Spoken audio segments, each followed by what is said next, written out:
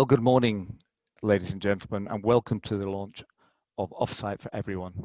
My name's Ian Heptonstall, and I'll be your chair for the morning. I'm a director of an organisation called Action Sustainability and the Supply Chain Sustainability School. For those of you who are not aware, the Supply Chain School is a collaboration of over 100 major clients and contractors in the construction industry, with the aim of developing a more sustainable built environment. We launched in 2012, and since 2012 we've been helping suppliers and people within the industry build their skills, mainly around sustainability. But from 2015 we developed a section of the school which focused on modern methods of construction and offsite, neatly named the Offsite Management School, where we were focusing on managers in the construction sector and professions within the construction sector, and what we needed to do differently as a result of offsite to accelerate the rate of uptake within the school. Today is a culmination of about 18 months of development work by my team, with funding from CITB and the support of many of our partner organisations to develop a whole range of new training. And that new training is specifically aimed at 6 functions within the construction industry, and those 6 functions are key people, key functions within the industry that we believe need to know more about offsite. So when fundamentally where they're challenged with, right, we've got an offsite job to do, what do I need to do differently within my role? So as we go through the morning, we'll explain what training that actually is. But let me just set out the agenda first of all. Really delighted to say that we've got a keynote presentation from Mark Farmer, who many of you will know, and many of you read on various media and on websites and what have you. Mark's championing the offsite agenda and modern methods of construction. How do we do things differently? After Mark's keynote presentation, we'll be having a roundtable discussion, and I'm really pleased to say that we've got a great panel for you on that roundtable discussion, where Mark will be joining that panel, but we'll also be joined by Emily King of Mid Group, who's the Client Solutions Director, Alex Gosney, Head of Procurement within the infrastructure sector of Lang O'Rourke, and then also Oliver will be joining us from Barratt Developments as well. So a really good selection on that first panel for you, where we'll be looking at the adoption of systems and of offsite systems in various different sectors. You'll be pleased to know you got a chance to ask questions throughout using the chat function, what have you, but we'll also be using a tool called Menti, and more of that in a moment, where you can participate and ask questions directly. We'll then have a short break, chance to stretch your legs, rest your eyes from being glued to the panel for 5 minutes or so, and then we'll move on to a second panel discussion, where we'll be joined by 4 leaders within the industry who will be talking about closing the skills gap in offsite. So I'm joined by Joe Dyde, who's a business manager of Build Offsite, by John Hanscom, who's a partner at Akerlof, Charlotte Hale from So Modular, based down in Wales, and Dominic Coyne, who's a director at Build Space. So we've got a very busy day for you. That will take us through to about 11 o'clock. And then, as many of you know, we've got taster sessions, which are scheduled throughout the day, and you can book for those taster workshops. You'll be receiving an email if you haven't already booked for those workshops. You'll be receiving an email coming through on your internet very soon into your inbox. So what have we got in those taster sessions? Well, from 11:30 through to 12:15, we've got a session for designers, offsite for designers, guest speakers from Hawkins Brown. Then at 12:30 we've got offsite for construction, offsite for procurement, where we've got LHC as a client perspective on that. Then we're moving on to offsite for QSs and for cost consultants, and that's 1:30 through to 2:15. Guest speakers Alex Times from Alinea, and then we're looking at logistics and the challenge of logistics, and that's from 2:30 through to 3:15. Then we move on to project management, and many people have said to us, if the project managers don't get it right at the start, that can often squash the opportunity for offsite. That's 3:30 through to 4:15. And then finally we finish off, and finally, and not by no means least, we'll finish off with offsite for site managers. So what do site managers need to do differently if they're tackling an offsite solution? And that's from 4:30 through to 5:15. So you see, we've got a very busy day for you all, and hopefully you'll be able to book onto those sessions with the link that we sent through to your email whilst we're speaking this morning. So moving on, one of the first things I would like to touch on is many of you said to us, well, what do we mean by offsite? And when we first started the Offsite Management School, we had many sessions, and many greater than the good were sat around a table trying to define what we meant by offsite. And should we call it offsite? Should we call it construction industrialization? Should we call it design for manufacture and assembly? Should we call it modern methods of construction? And since then, we have moved on, and we called it offsite. But when we've been developing these materials, very neatly, we've borrowed from the best, and we've used and embedded throughout all of our learning and the modern methods of construction definition framework that you see on the screen in front of you. And for those of you not familiar with it, you can find it in our offsite library. You can just Google it. You'll get lots of copies, lots of information on it. But it gives a really clear and common language. That clear and common language when we're talking about offsite and modern methods of construction is really important. So we're not just talking about full volumetric, we're talking about 3D systems, 2D systems, pre-manufactured components, additive manufacturing, even lean construction processes all fit within the hierarchy of modern methods of construction.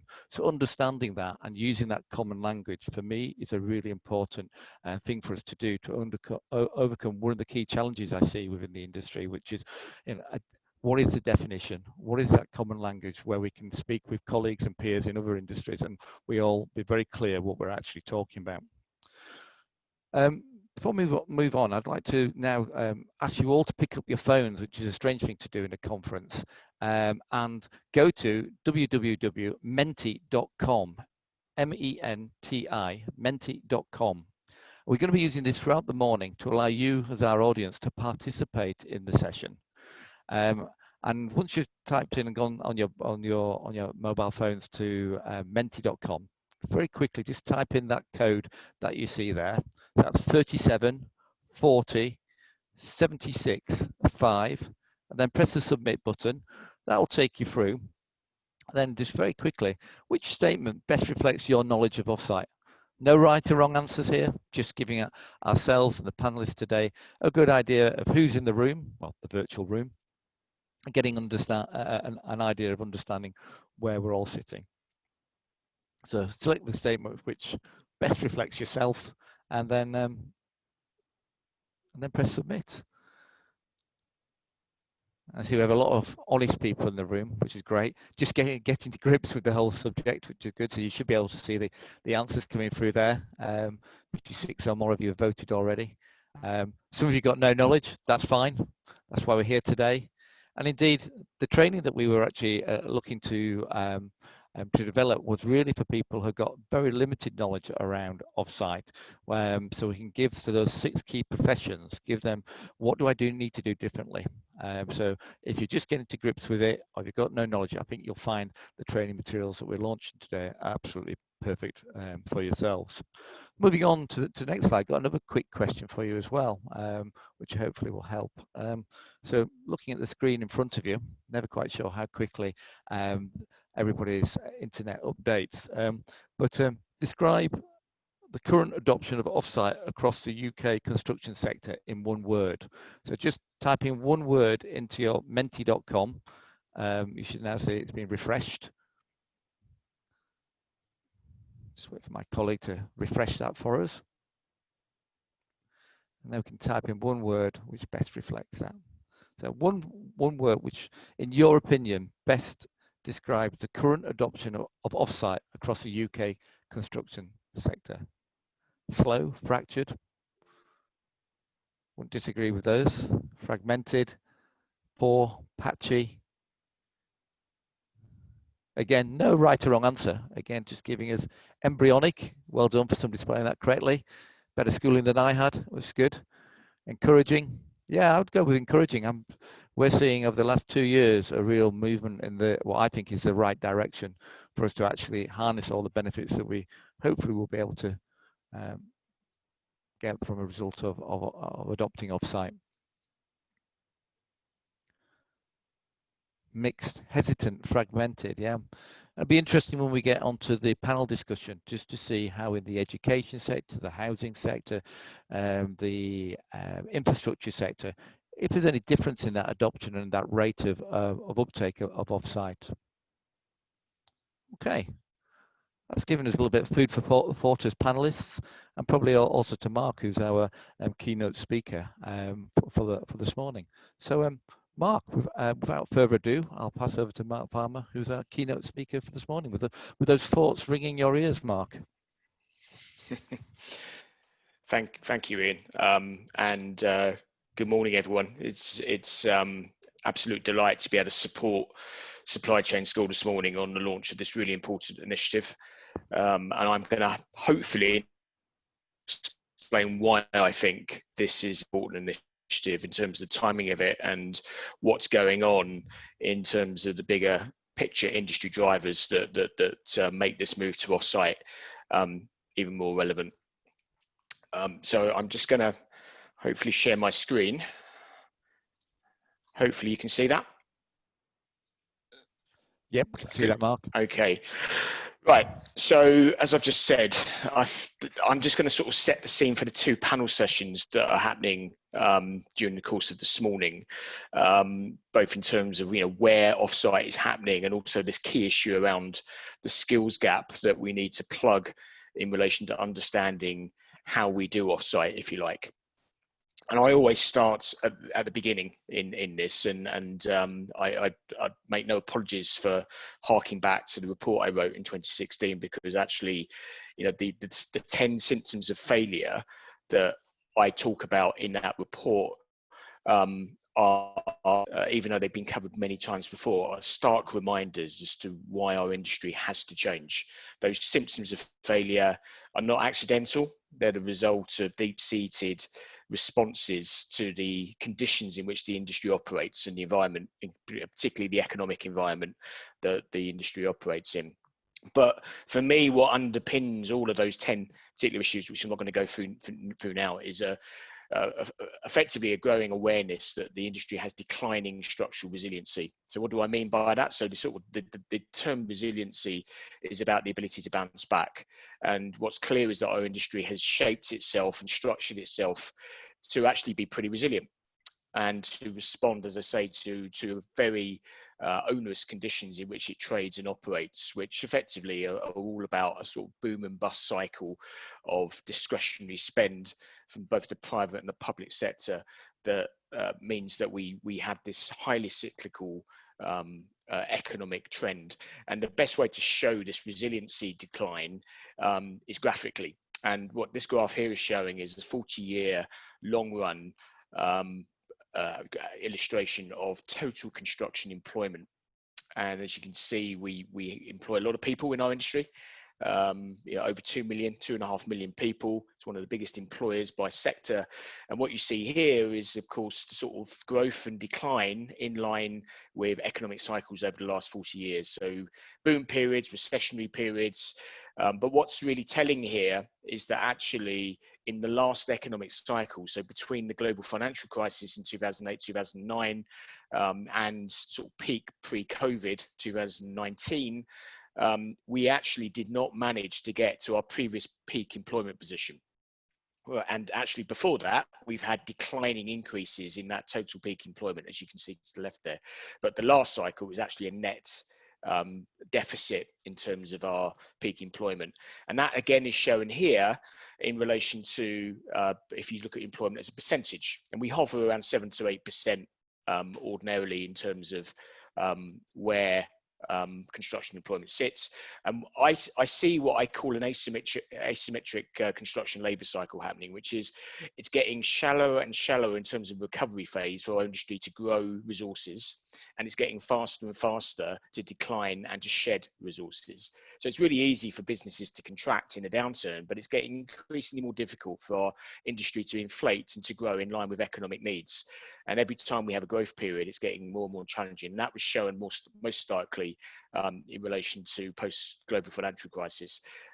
But clearly what lies ahead is probably the biggest concern as to where we are now in the COVID environment. And that all of that is relevant because we have this high labour intensity in construction. Everything we do is about just throwing labour at it, whether it's actually in professional services and even more so in terms of construction activities on site, where we rely on labour intensity to overcome what are structural issues around our productivity and efficiency. And everything I've just set out in terms of that structural decline in our labour force, which is being fed through both demographics, in terms of the leakage of people from retirement, but also a really big struggle and a growing struggle to attract new talent into our industry, has now been further amplified by the risks around Brexit. Whether it's a deal or no deal, we already know that we have challenges ahead in terms of recruiting from the EU, which has played a significant part in our construction workforce, certainly in London and the South East, but actually in the wider economy as well. And that's going to only amplify, as I say, the issues we have in front of us. And as I say, the reason I'm painting this picture is this wouldn't be so important to us as an industry if it wasn't for the flat line in productivity that we have. And even though productivity does fluctuate, and everyone talks about it being sort of a complete flat line, it's actually a regression flat line. We do see peaks and troughs in productivity. Funnily enough, we see increases in productivity and declines because we shed labour, and we tend to keep high quality labour that is more productive, which is quite interesting. But the bottom line is we have a long-term flat line productivity position. And all of these symptoms of failure that I spoke about at the beginning are showing themselves now in ways that perhaps we haven't seen before.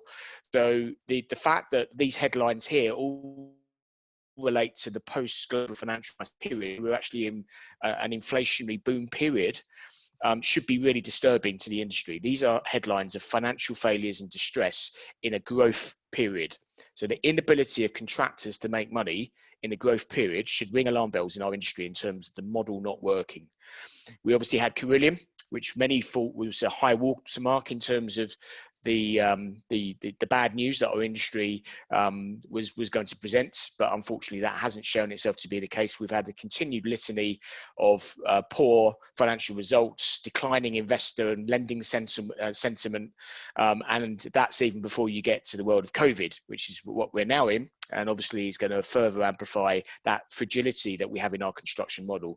That should all point to a basic failure in the construction industry's delivery model and start to get people thinking about, do we have to change?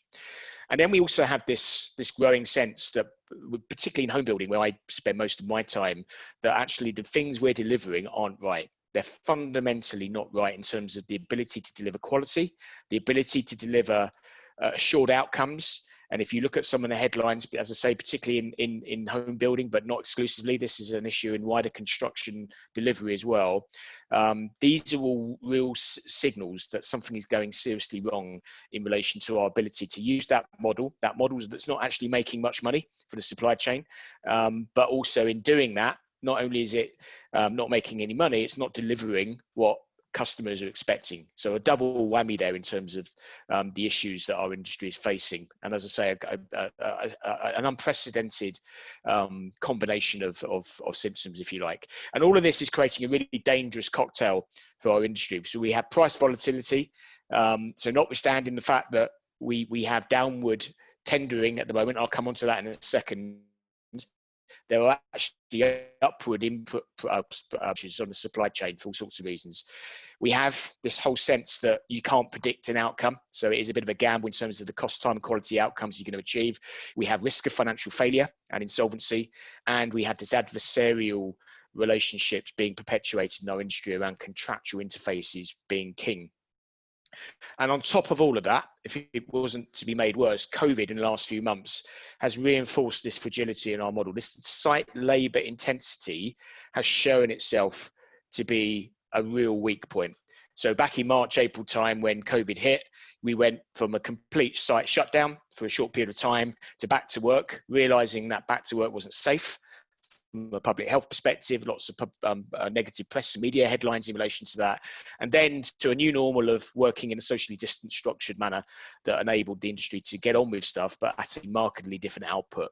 Interestingly, though, that reduction in site labour intensity has actually resulted in some trades being able to be more productive, which is part of this sort of opening up of this issue around the intensity of effort on site doesn't always lead to efficient working. So people crawling on top of each other, damaging each other's work, etc., is not conducive to effective working or efficiency. We clearly have set our parameters around how we're going to work in a post-COVID environment, but as I say, output is down when you can't have the same number of workers on site. And what that's done, certainly in my experience at CAST and talking to industry colleagues, it's led to a really interesting and amplified debate about the importance of modern methods of construction in our industry's delivery. So, all the different ways in which you can take labour off site, and that effectively is the imperative here in a post-COVID world. It was already the imperative for reasons I've set out, but in a post-COVID world, the risks around a further lockdown or further restrictions now mean that actually the supply chain or clients, depending on where the contractual risk sits, are going to face pain through the inability to continue working on site at a certain level of output. So we're seeing clients, design teams, contractors, specialists all unilaterally deciding to think about offsite in perhaps a different way than they may have done pre-COVID. And that's reflecting itself in a whole series of different approaches across the categories that Ian talked about at the beginning of this presentation, which again, I'll come on to in a second. And against all of that, we also have this long-term backdrop of government recognition of the importance of the construction industry as part of economic growth and national industrial strategy. So this is something that's been running since 2016, 2017, whole litany of different reports which are building the case for government to try and pump prime and to influence the way in which we build in a better way. Some of that is bigger picture societal change, whether it's carbon or the like. Some of it is this government waking up to the importance of having a fit for purpose and modern construction industry as part of its economic growth ambitions. And in again, the world that I work in, housing, we're seeing definitely an acceleration of recognition of the role of modern methods of construction in the home building agenda, alongside what was already a presumption in favour of MMC for government direct spend programmes, whether it be prisons, hospitals, schools. We're now seeing any element of government funding, whether it's direct commissioning or whether it's funding through Homes England or land disposal, as being linked increasingly to the drive to modernise our delivery approaches, of which MMC and Offsite is a critical element. And we also have this unique position in my experience of 30 years in the industry. I've never seen this culmination of politicians asking for quantity, but also quality. So we're now having societal change driving our politicians to force, or forcing our politicians to force us to do things differently. So there's a regulatory environment here, whether it's a building safety agenda, whether it's carbon, as I've just said, whether it's competency, whether it's consumer protection, or whether it's latterly the planning process, which is all pointing towards us doing things differently, which can only help accelerate some of the changes I've spoke about. This fairly busy slide here is from a recent McKinsey report, The Next Normal, which I think is a really good summary of what I think is the macro picture for our industry. Along the top there, you see this sort of development process from buying land through design into the construction value add process. And what you see at the bottom of the histogram representation of where value is going to shift in the future. And what McKinsey is saying is that there is a wholesale shift towards offsite construction, which is that 20 to 30% purple bar you see towards the right there, which is 20 to 30% of stuff that's done elsewhere in that value chain moving to a factory, which is quite stark. On top of that, and to the far right, you see McKinsey saying 15 to 20% of value is up for grabs. And what they mean by that is that all of the fragmentation in our supply chain, all of the on-costing and layering and middlemen and non-value add that happens in our industry is going to get attacked. And if you don't add value in our industry, you're going to get found out. And actually that value is going to get taken by someone else, whether it's actually a client getting a cheaper job or whether it's the new innovators and disruptors making more money. And it'll probably be both. But that's a really interesting sort of backdrop as to why this whole launch today is so important. And before I get into, the building on that thing about the relevance for today's launch and what Offsite for Everyone really means, I just want to have a reality check on this move to Offsite and MMC. It is clear to me that even though, notwithstanding everything I've just said, the push towards Offsite is not without its complications and it's not without its barriers. And I've identified 10 pretty fundamental market barriers to wide-scale adoption of a move to digital manufacturing thinking. And I'm not going to go through all of those points there. Some of these are directly faced into by the supply chain schools learning materials, which is fantastic. But this is really just to set the scene that we have some big issues in front of us, and we're really going to push MMC at an industry-wide scale to drive a tipping point. So just moving on to today, and the panel sessions you're going to hear from, and why learning, knowledge, and fresh perspectives from industry practitioners is so important. I'm going to just sort of be a bit controversial and make reference to some remarks that Hackett has made in relation to precedents for our industry changing in the past. And she's made multiple references to health and safety and what happened 20 odd years ago, 30 years even, when we moved towards CDM and a greater awareness of health and safety. Her background at the HSE led that to be something that she was very familiar with. And she quotes that as being a sort of a precedent for our industry shifting its culture. Now, my take on that, and I don't disagree with any of that, is that a lot of that health and safety move is actually common sense. It's not about technical competence. They're two different things. And unfortunately, we need not just that cultural change, we need increased technical standards, competence, and assurance, which is a lot more challenging than basic health and safety understanding. And what that unfortunately is going to mean is that competency filter is going to filter our available workforce even more than I've already set out as being a declining structural position. So that should be a concern for everyone. On top of, unfortunately, a sort of fairly negative picture, we're going to move into an environment where basic competence is going to be more important. And it's not just about health and safety awareness. This is about how do you physically do things? How do you technically do things that you have to be taught in a very specific way, over and above what you might have been taught as part of your core qualifications, whether it's vocational, technical, or professional. And this really means we have to have a new built environment workforce. For me, it comes down to having to attract and to actually retrain or upskill a new cohort of workers in our industry. This is why the Offsite schools or supply chain schools Offsite for Everyone initiative is really important. We need to have that material to enable people in industry in a sort of fairly informal way to upskill themselves across all of the functions you see there. And Ian's talked specifically about 6 key roles, which I think is absolutely right. And I've just expanded that into the roles you see there. But in essence, the 6 key generic roles are massively important here. And again, Ian pointed to this reference, which I was involved in formulating for the Ministry of Housing last year, an important start point for getting our terminology right. We have to be able to tell people what we mean by modern methods of construction. And it is actually modern offsite construction. We have to be talking about offsite. We have to be talking about process improvement, digital construction tools, combination of all of those categories in a way that also brings in the concept of pre-manufactured value. So PMV is a term I use a lot. For me, it's a proxy for productivity, predictability at a top line level. It's the ratio of a job that's manufactured as opposed to site built. So you're taking a total job and you're netting off preliminaries and site labor. So you're left with a manufactured residual, which obviously as you go up the pre-manufacturing scale, increases as a percentage. So an ordinary job will be about 40% PMV, full volumetric Cat 1 could be 80% PMV. And it's that journey from 40 to 80% our industry has got to get more familiar with. It has to understand the options, has to understand it's not just about modular as well. It's not just Cat 1. There's combinations of different approaches which enable you to increase your PMV. And I think part of this whole journey of upskilling and changing perceptions is a basic understanding of how we change behavior and deeply ingrained approaches. So this the interesting take from the design professions around how some elements of the design profession see offsite as a threat. They see it as a threat to their creativity. They see it as a threat to their scope. Reality, my view is that's not the case. This is about releasing designers to be more creative, but allowing manufacturing and digital principles to take away some of the grunt work that they do, which is non-value add.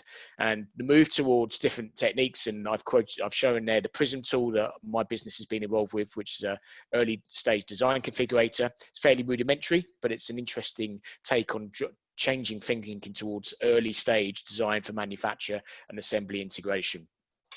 And we also need to fundamentally shift the approaches to procurement. I know we'll talk about this on the panel sessions. We have to start thinking about not perpetuating failure. I already see in my business in tender returns in the last 6 months, a return to buying work. After all the things we've said over the last few years, we said we wouldn't go back to those behaviors, and we are. The rush to secure revenue from a consultancy and a contracting perspective, this is across the board, is going to be the death knell for our industry if we're not careful. We need to think about procurement more intelligently. We need to think about value-based balanced scorecard procurement. We need to think about using the tools such as the value-based tool that Construction Innovation Hub is advocating. We need to get this led by clients advisors, led by lawyers, all the people that make these critical decisions around how we procure, because Offsite and MMC only works if you think differently about procurement. And then we need to think about the value of what the Offsite for Everyone program is doing. And what it's effectively doing is it's creating an informal learning infrastructure for industry. It's by practitioners for practitioners, and overcoming some of the deep structural issues we have in actually getting formal qualifications embedded into our industry. And whether it's the new construction assembly apprenticeship standard, the level 2 standard you see on the right there, which took about 2.5 years to get to fruition. It's unbelievable.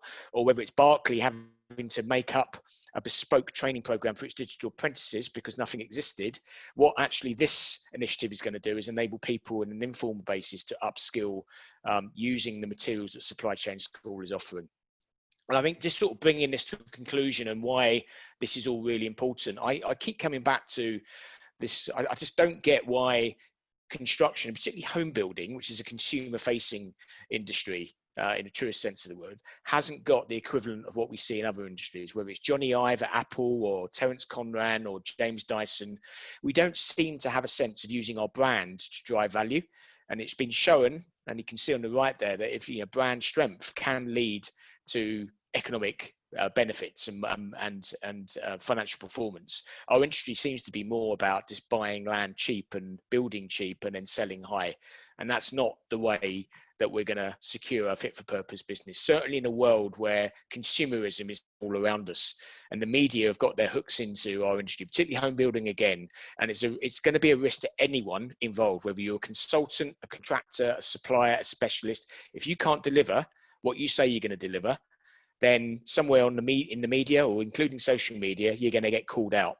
So I think this is really important in terms of exposing failure in our industry in a way that we haven't seen before. TripAdvisor culture coming to construction is something I talk a lot about. The HBF 5-star rating system, is it trusted? Question mark. We have a whole load of things coming forward that are going to put us front and center. Wherever we sit, there'd be no hiding place. So that should be driving our desire to think differently about how we deliver and really absorbing new ways of delivery. So to close, and I've tried to be a balance there in terms of, setting the reality of the challenges we have, but also setting out the great opportunity we have to do things differently. And the timing of this initiative is critical. The stakes have never been higher, and I'm very clear in that. Even in the 4 or 5 years since Modernise or Die, things have only got more starker. We have a choice to make. All businesses and organisations, everyone listening on this call has a choice to make about whether you want to future-proof your capability, your knowledge, your approach, or you want to take the chance of business as usual. And unfortunately, business as usual, I think, is only going to mean one thing. So that's the choice we have. That's why today's so important. Again, as I say, really delighted to be able to support today's launch and look forward to participating in the first panel. Thank you, Ian. Thank you very much, Mark. That's absolutely great. Folks, if we were in the room, we'd all be clapping. So let's use the reactions button on the bottom of our screens and use that and put our hands together and say thank you very much to Mark. That's a really great keynote. Really appreciate that. Okay, we're moving on now. We've got 40 minutes set aside actually for a roundtable discussion. Good to see the thumbs up are going there and the claps are going online, which is great. Where we're going to be joined by Emily King, who's a client solutions director, should I say, of Mid Group. I'm going to give us a perspective on the housing market and the education market. Then we've got Alex Gosney, who's the head of procurement at infrastructure at Lang O'Rourke. And we've got Oliver, who's the technical innovation director at Barrett's Development. So if I could just hand over to Emily just to say hello. There's no presentations, but Emily just say hello. Then we'll move on to Alex and on to Oliver. Thanks, Ian. Morning. Yeah, as Ian said, I'm Emily King from Midgroup.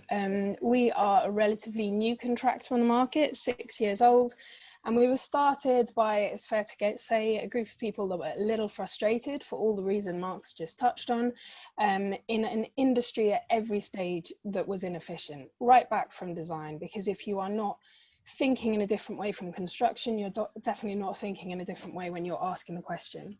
So we are what has probably become an offsite contractor, but really we focus on manufacturing-led construction, but we are what we like to say solution agnostic. We don't own a factory. It's about finding the right offsite solution for each and every problem. Thanks, Emily. That's great. So be grabbing for that 15 or 20% that Mark highlighted. We're getting there. Yeah, excellent stuff. Yeah. Alex, over to you. Morning, everyone. So I'm Alex Gosney from Lang O'Rourke, and I suppose similar to Emily, we're from a business which is passionate around doing things differently. We've invested heavily in our design for manufacture for assembly facilities, and we've got the biggest concrete facility in Europe based in Worksop, which is our centre of excellence for modern construction. I've been in the industry for 15 years, and I think it's probably tantamount to what Mark was saying, is that probably the ways we were constructing 15 years ago hasn't changed significantly over that period. We've seen small change, but I think it's now time to take that opportunity and really move things forward. So looking forward to the panel session today. Excellent, thanks a lot, Alex. And Oliver, over to you. Morning, everyone. So I'm Oliver Novakovic, so I'm Technical and Innovation Director at Barrett. Had about 25 years experience of delivering offsite on the ground through numerous developers and within the BRE. Worked most industries, housing, health, education. So from volumetric all the way to panelised timber, concrete, steel. Spent the last 6 years at Barrett moving the business towards delivering 20% using offsite construction. We have now a new target of 25%. So done a lot of on-the-ground delivery of getting actual systems out, probably tens of thousands of systems that have built homes. So hopefully I can bring a view to the panel. Thanks, Oliver. That's great. And Mark, just before we jump into the questions, great presentation. Are you happy for that presentation to be shared, Mark? Yep, indeed. Yep. Lovely. So we'll make that available to everybody, and you'll be able to access that through the supply chain school. Details will come through to you before the end of the call. That's lovely. Okay. Actually, the first question we've got for you, so just advancing the screen, you'll see we're back to Menti. So some of you have joined us a little bit later. You need to type menti.com into your mobile or into a separate browser window. But if you type menti.com into your mobile, you'll then be asked to put a code in, the code that you see at the top of the screen, 374076. Mark talked about the requirement for client leadership. So here's a very quick question for you. If we're looking forward 2 years, difficult thing to do given the current climate that we've got, looking forward to 2 years, how do you see your clients' demand for offsite changing? And I'm going to come to the panel to comment on this in a moment's time, but whilst you're putting in you're having a think about it and putting in there, it's good to see there's nobody in the reduced column, so we've obviously got the right people in the room, or we're just preaching to the converted, I'm not sure. Interesting. So whilst the votes are coming in, Emily, I'm going to start with yourself, actually. I know that at Midgroup you work in the education sector and the housing sector as well. How are you seeing clients' demands changing? Yeah, I mean, I think what's important to understand about the question is, for me, it comes back to upskilling the market. They are never, I don't think anyone will ever say, I would like an offsite building. I don't think that's the right question. I think we have to provide it as the core solution. So I think clients are becoming less afraid of offsite. I think we compete against any tier 1 contractor, and we are never discarded because of our approach. So I absolutely think the demand will increase purely because the quality of the offsite offer will increase. And so when people see the reduction in programs, the increase in quality, all of the positives that we all know about, it will become the norm. So absolutely, yes, it will increase. My thought is by more than 20%, to be honest. Excellent.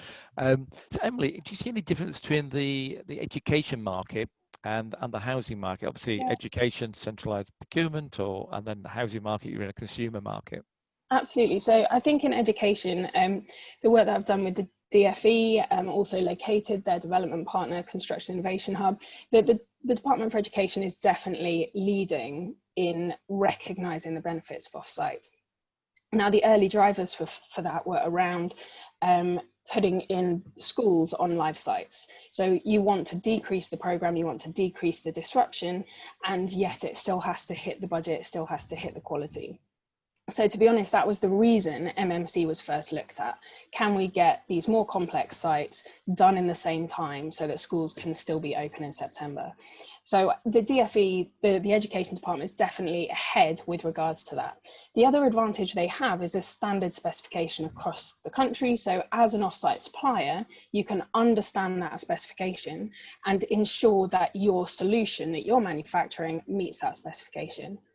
What we've seen in the residential market is it doesn't yet have that joined up thinking. It doesn't have national standards that a manufacturer can work to.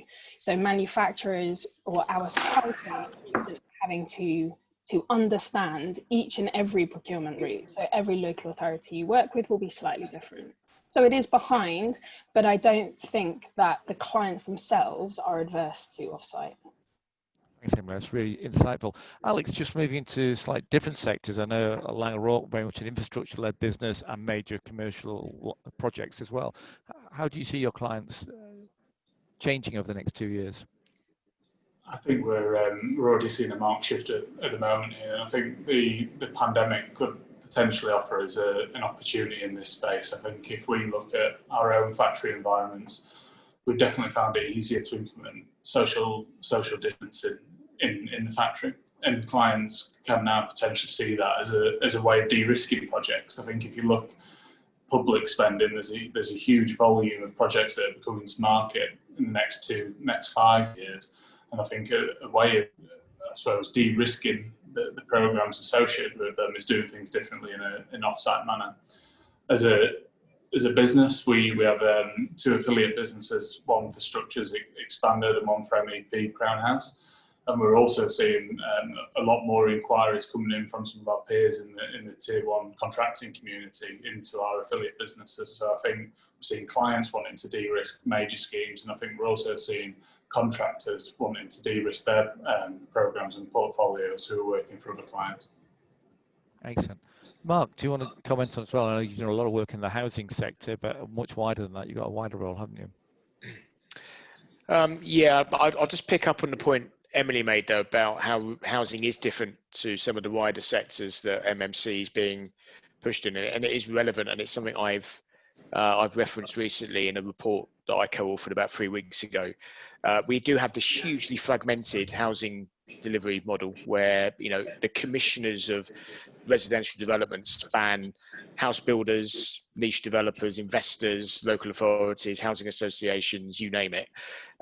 So the ability to standardize, and there's clearly this big challenge about how we drive MMC through standardization, is much more challenging in the residential environment than it is in the public works arena, for instance. So as was said, DFE, I think, of basically leading the way here through not just MMC 1 and 2 frameworks, but the sort of next generation evolution, which is going to start using sort of kit of parts thinking.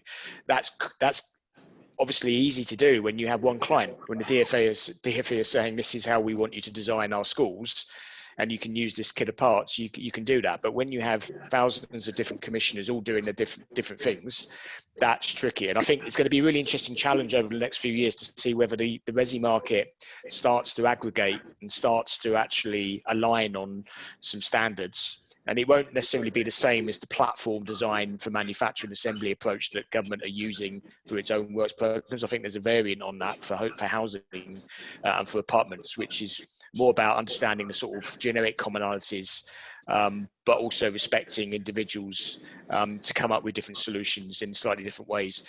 We do, the key to it though is we do need to drive scale. We need to aggregate on the demand and the supply side. We need collaboration from clients. We need collaboration from manufacturers to prevent the sort of cottage industry fragmentation we see. But I'm hopeful that we can get there. I think with some strategic interventions from the likes of Homes England and the government conditioning certain things, there's some interesting stuff we can do. Thanks, Mark. Just speaking about that collaboration point, Alex, you talked about working more with your peers. So you're obviously collaborating a lot more with your competitors in some places as well. Yeah, and I think it comes back to some things we were talking about at the start. This is an opportunity to change our industry, not just individual businesses. So I think we have got to change the way and the mindset of how we do work together, because I think we all see, or a lot of us see, the opportunity by doing things differently. So whether that's working with your peers in a contracted environment, or whether it's working with the ultimate client in a public or private sector environment, I think people are seeing past some of the traditional mindsets that we've seen, and it gives people an opportunity to learn from other businesses as well, from working with other contractors, because there's some fantastic work being done out there within our industry. We often focus on the bad stuff, but there is some absolutely brilliant stuff going on in the industry from Offsite and MMC across the patch, and I think it's trying to celebrate some of that success to build some momentum across the industry, not just in little pockets. Thanks, Alex. I'm going to hold that collaboration thought for a moment and come back to Emily in a few minutes' time about that. But I've got another question for you all on the Mentimeter now, which I'll put on the screen in front of you. So back to the audience, and this is going to take you a little bit longer to do, folks. It's so probably a couple of minutes, and no right or wrong answers here. But I'd just like you to think about ranking from your perspective. What's driving Offsite? Is it speed? Is it cost? Is it quality? Is it environment? So when you go onto menti.com and you've got your code in there, it should be working fine for you. You'll get the chance to rank one and then submit it. So and then go on to the next one, and you'll be given those 8 different drivers. Somebody's got it already, as you can see there, and then you can rank up to 8 different ones as you go through it. Why is you doing that? Because it'll take a little bit of time. I want to come over to Oliver actually, because Oliver, your clients are very different. You're building for a consumer market. In effect, from an Offsite solutions point of view, you are the customer in many ways, aren't you? But so just wanted to expand on that a little bit. What's driving Barrett in this agenda? Yeah, I mean, it was interesting to hear what Emily was saying, and definitely agreed. I mean, I've got 380 different local authorities that have different views on what design needs to look like, and I've got to try and meet those. And don't forget, I'm in Scotland, Wales and England, so that adds an additional layer. And then if I take London, Bristol and Manchester, we've all got their own drivers, and I think that's only going to increase with the whole drive around carbon, the correct drive around low carbon. So, but I have to say, I think what we've been able to do, we produce a lot of homes all over the country. I don't think Offsite stops flexibility. I think that's a bit of a myth. We're doing it, and we're doing Offsite in over 100 sites now all over the country.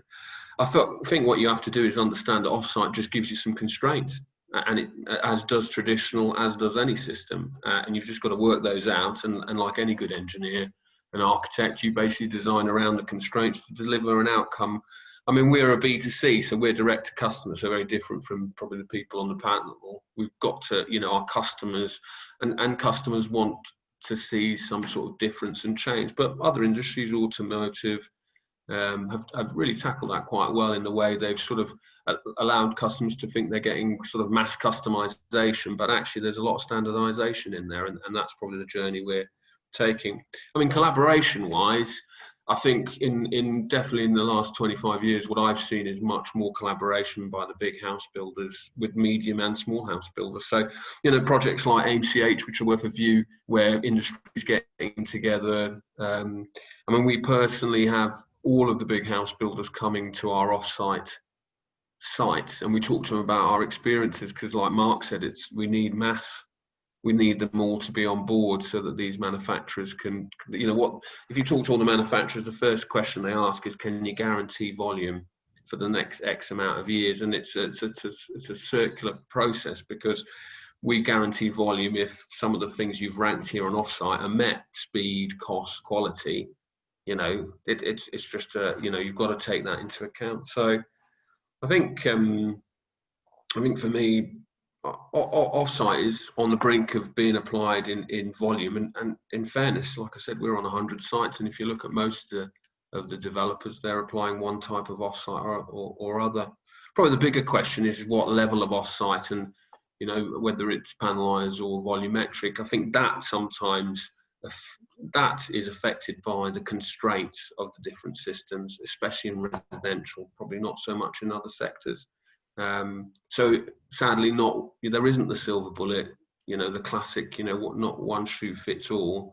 And I think that's, the good clients set clear criteria to allow the Offsite companies to come along. So if you look at one of our sets of house types, the Barratt side, not David Wilson, but Barratt's been designed specifically with Offsite in mind to allow easy access. So you've got to take that positive move. Thanks, Oliver. Just speaking on that point about collaboration, and I'll be coming up to Emily in a moment. Oliver, you've obviously clearly got to collaborate with your product manufacturers. How do you foster that collaboration? Because it's a values thing, isn't it? It's how do you do that? There's a couple of things. So we do a lot of sandpits, where I think what's important in collaboration is that, one, we understand who our stakeholders are and what their drivers are, because they're critical to success. So if I need to know what a timber frame, a volumetric manufacturer's drivers are, and what their constraints are, and it's important for them to understand what's driving us and what affects us. Probably in the last 6 years at Barratt, that's probably the biggest thing that we've done, is we've allowed our supply chain to really understand our business and how it works. Because frankly speaking, not many people actually know how development works. When you talk to manufacturers and consultants, they don't really know, because a lot of them haven't worked as house builders.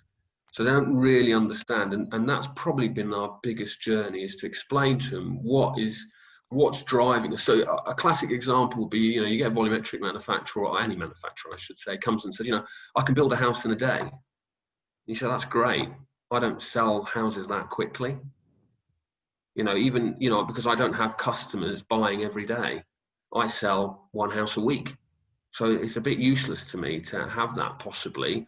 And obviously, I have sites that sell quicker and slower.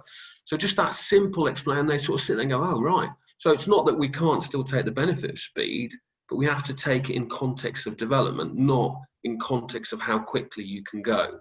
So I think that's been hopefully the big journey that Barratt have taken with their supply chain and new supply chain, is being really honest about, well, actually, that's really great, but it doesn't help us, or it doesn't fit with our model. Now, it might fit in education and health. It might, supermarkets. I did a lot of work with supermarkets. The quicker you build, the quicker they start selling out of their store. So they're over the moon. That there's a different argument in that session. So I think that's, true open book discussions with your supply chain, understanding them understanding you. And then most importantly, we do a lot of trials. We allow people to come and actually do the trials. And then probably the last thing is all stakeholders, mortgage lenders, building insurance companies, NHBC, LABC. We have a lot of stakeholders that are gateholders for house building. And they need to be in that journey, and we bring them in and make sure that they understand that journey. So I think that's probably how collaboration really works, is being just very open. Yeah, excellent. I think, Oliver, that's really great. Emily, can I come over to you, because you've got, as the mid-group, as I understand it, a kit of part approach where you're working with selected suppliers, building very close relationships with them. How do you foster that collaboration as, in effect, 5 years in business, you're a startup, in effect, aren't you? So. Yeah, absolutely. And I think, again, it harks back to what Mark's pointing out about the residential. Our kit of parts, we are very confident on with regards to education, commercial buildings, because what we have there is an iterative improvement process. So we have continuous improvement. Every time we build a school, the cost goes down, the speed goes up, and the quality increases. And that's shown through our EPC scores on our schools. Our standard schools are carbon neutral in operation, and that is purely from a continuous improvement approach to building, using all of the quality in there. Now, the way we've achieved that is absolutely not in isolation. One thing that is really important to recognize is Midgroup is about 70 people right now. Our knowledge is not within those 70 people, it's within our supply chain. And the process of improving these schools is absolutely all of us together. Now, if you talk to our key supply chain on that process, taking schools as an example, they have told us that they sell to us cheaper now than they sell to another contractor. And the reason is they know that we understand Offsite. They know that we educate our clients. So you're not going to get to a point and they're going to redesign and do all of the complicated things. They know that our programmers understand Offsite. Our QSs understand Offsite. We don't have any estimators. We started our own BIM company because that is at the heart of what we do. We don't add it on. And so, you know, all of these things, they trust us. They trust what we are saying. And so they don't add that risk factor onto their products, or they do, but it's hugely reduced. And that absolutely is a two-way stream. They invest in us because we invest in them. Now, we are trying to get there on residential, but because of all of the kind of items that we've mentioned before, it is more difficult. The standards are just more difficult to achieve time after time after time and improve on, because everybody wants something slightly different. Even if you're just, you know, we do every type of resi, but if you just look at social housing, it's a different requirement everywhere you go. It's a different price point everywhere you go. You know, if we work for Essex County Council and we deliver a school, even if it's not through the DFE, they use the DFE standards as their standard. Now, that standard specification is just something that we don't have. So whilst we still form those relationships in resi, and it's really, really important, you don't see the same quantity of continuous improvement. Interesting, very interesting. Mark, do you want to come in on that? And also the concept of kind of mass customization that Oliver talked about as well? Yes, so you know, I think the resi is pretty scary when you strip it back and look at the variations on a theme that we're all designing to. You know, there's only so many ways you can design a bathroom or a kitchen or 1, 2 or 3 bed units. You know, if you do the data analysis, it shows that we're scattergunning around what are some very common themes. So it doesn't prevent the situation we had though, which is everyone's going off doing their own thing. And also we have to recognize the maturity of the offsite sector and the resi sector is probably more than we've got in other sectors. So we have some significant businesses, particularly in the Cat 1 modular space, that have invested tens of millions of pounds in coming up with systems that actually are pretty good and have been probably accredited and have gone through all the processes, but they're all different. And so we've got this challenge around, do we just say, let's all scrap all of that and just have a common standard and forget about all the investment? Or do we work with the industry to go on a journey towards more commonality and to understand how they can actually align on certain elements of what their systems do and how they perform, functional space requirements, etc. And I think, you know, that move towards mass customization is a really interesting point. You know, it's something that's easier achievable when you use multiple categories of MMC. So if you use category 2 panelized with category 5 sub-assemblies, you can do a lot more in terms of playing around with combinations.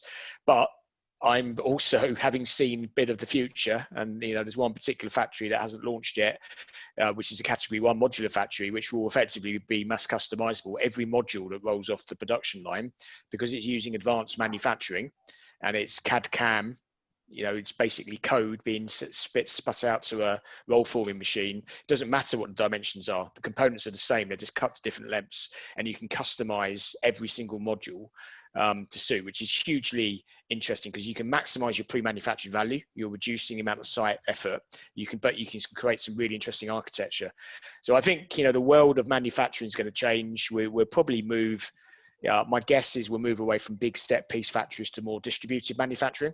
We'll see a lot more stuff happening closer to sites, even on site, combinations of both. And that mass customization will be achieved through technology. It won't happen analog. The idea of, building in the sheds and doing that on a customized basis is tough to do at scale. You could do it on a very small SME level, and lots do very successfully actually, but on the bigger scale, to have mass customization, you need to use digital and advanced manufacturing. And I think, that's the exciting thing about where the industry's going. All of this stuff is being looked at as we speak.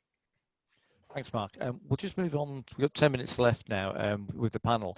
I'll move on to the next question, where actually we'll invite questions from the audience, so you can actually type into menti.com if you've got any questions for the panel.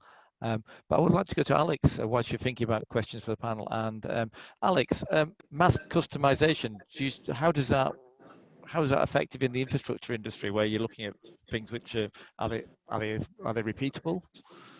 Yeah, and I think you pick your battles, I think, here. And I think there's elements that you can standardise. If you look at, I suppose, highways as an example, there's lots of elements in highways which you can standardise. And then to Mark's point earlier around the design community, the designers can really show the flair in other elements, whether that be flow of traffic, whether it be areas where there's a real value add. So I think we don't have to standardise everything, because that would take some of the opportunism away from it. But I think having a core foundation of standardised products which the suppliers can then mass produce, but then we can also then say, actually, there's X, Y, Z add-on that we can put onto that product that can give the flair to whatever project it be, whether it be highways, commercial, residential. So I think there is a blend there, Ian, that you've just got to pick the battles. Thanks, Alex. We've got some questions coming up here. So one of the questions, what's the future for the design world? Oliver, do you want to go with that? Yeah, you were talking about the fact that you've got 300 odd local authorities who all want different look and feel. So what's the future for design, the designers? Oh, wow. So I have to say, for house builders, it's looking difficult. And we need to really think about how we do it. I mean, it's critical we create great places, and there's lots of standards and approaches we take to do that. So, but I have to say, there's lots of regulations coming. So there's the whole, sort of Part M changes that are coming, the different categories. So that will change the shape of homes. So that will affect every home will could have a different shape. You've then got, the aesthetics that local authorities want to see. So I think we're going to have to think very carefully about how we introduce designs that allow us to meet the different requirements of local authorities. But I also think we need to, part of our role is to inform local authorities and government on some of the trials and tribulations of having so many variances, and the impact it has, not on just how easy it is to build, but probably more importantly on the problem with building something different all the time. It can enhance mistakes happening. You've just got to take a robust approach to that.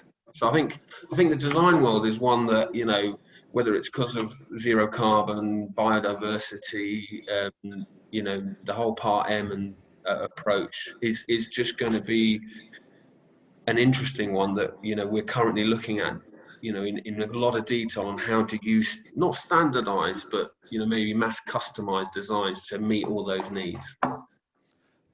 Thanks, Oliver. Just coming some of the questions which are coming up. There's one which is somebody saying, how do they get involved at that early stage, which is really something to do with procurement models. Emily, do you want to pick up on that? How do manufacturers and suppliers get involved at that really early stage, which is actually essential if we're going to be successful with Offsite?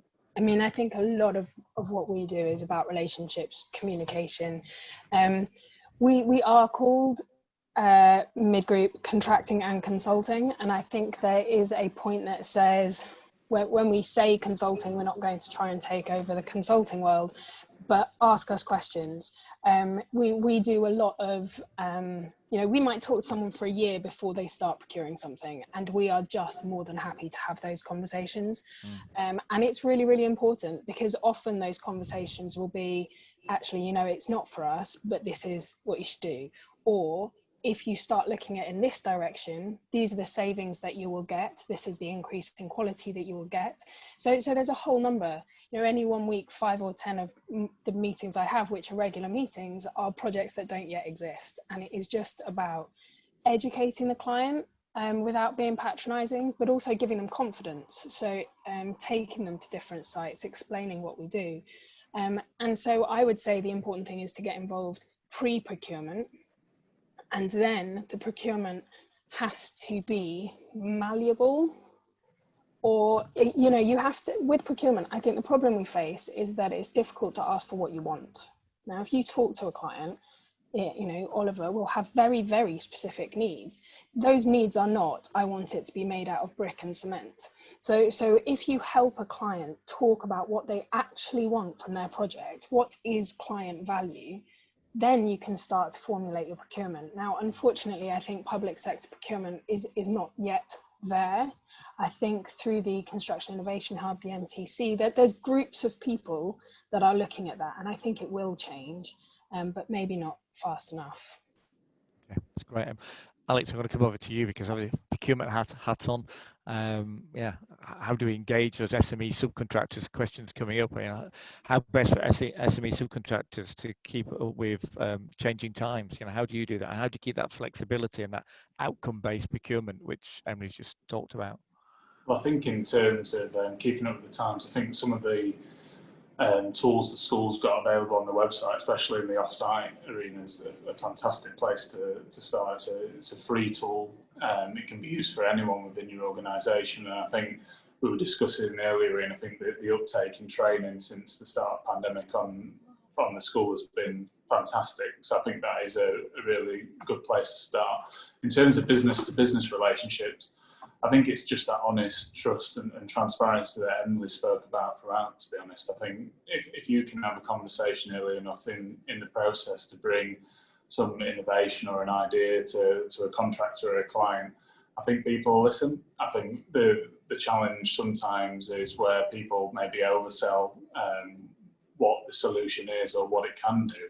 I think no one's going to push the door shut if there's a fantastic idea. I think the frustration comes, and this is from our own clients and ourselves, is where potentially there is an oversell without a delivery there. And I think the relationships we've got with our supply chain are fantastic, because the ones that are based on trust, and what Emily said there around it's give and take is absolutely that. We've got to invest the time to share our skills and knowledge, and likewise we want our supply chains to invest in their businesses to deliver some of these fantastic schemes that are available throughout the country.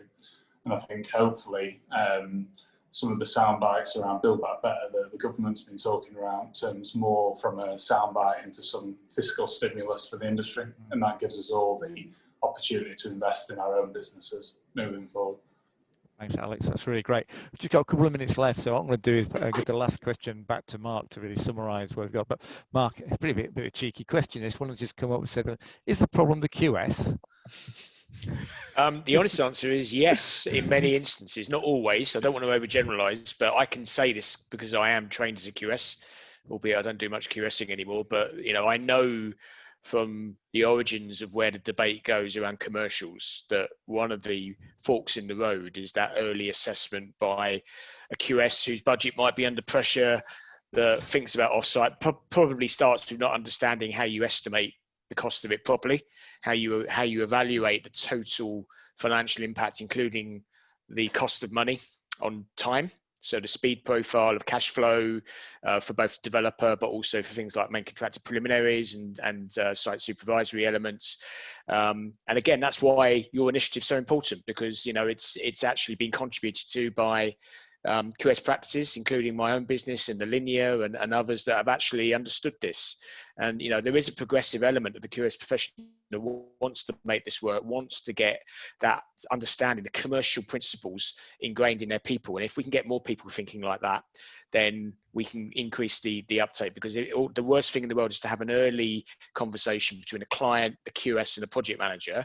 And between them, they contrive to turn a job that could have been very effectively delivered through MMC into a trad job, because it's what they know and it's what they did last time. And actually, probably in fairness, the fees may not be there for them to learn on the job, and, you know, blah blah blah, it goes round and round. So, you know, there's lots of reasons. I'm not pointing fingers, it's just the reality of where we are in our industry, and it goes to the heart of being bold and taking a leadership position that actually, no, do you know what, we do need to change, and we're all going to be part of that, whatever our role is on the project team.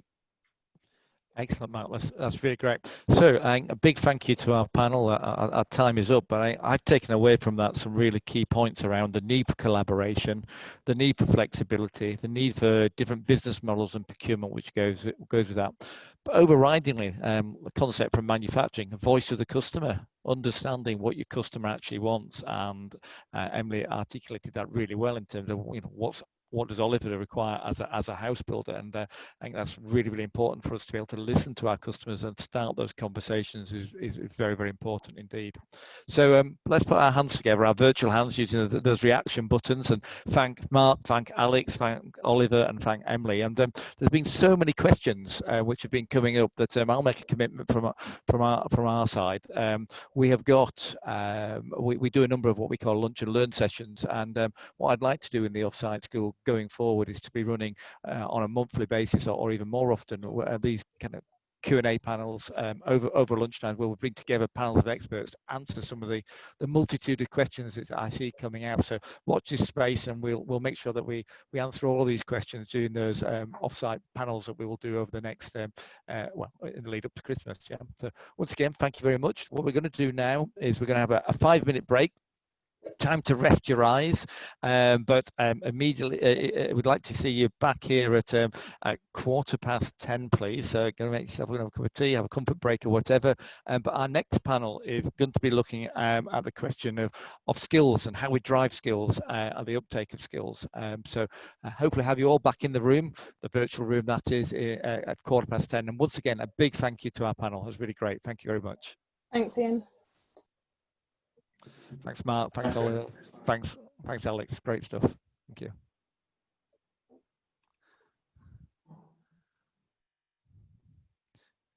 And for our panelists, just remember to switch your microphones off before you go to the toilet.